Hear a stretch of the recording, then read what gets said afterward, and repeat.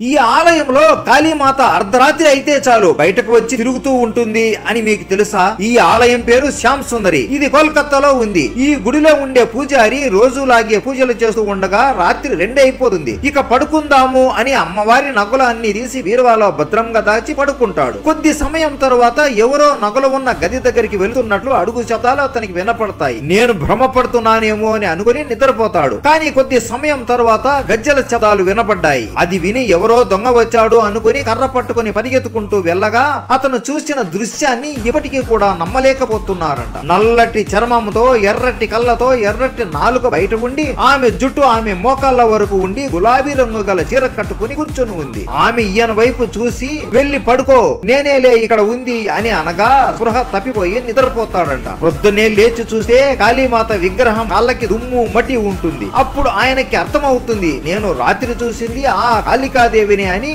ఇప్పటికీ కూడా ప్రతిరోజు రాత్రి ఆ గుడి చుట్టుపక్కల ఉన్న ప్రతి ఒక్కరికి గజ్జల శబ్దాలు వినపడతాయి అని చెబుతారు. ఇక్కడ ఉన్న వాళ్ళ నమ్మకం ఏంటి అంటే ఎవరైనా ఈ గుడికి వచ్చి కష్టాలు చెప్పుకుంటే ఆ రోజే అమ్మవారు వాళ్ళ ఇంటికి వెళ్లి వాళ్ళ కష్టాలు తీర్చేస్తుంది అని చెప్పుకుంటారు. అందరూ జై కాళికామాత అని కామెంట్ చేసి సబ్స్క్రైబ్ చేసుకోండి.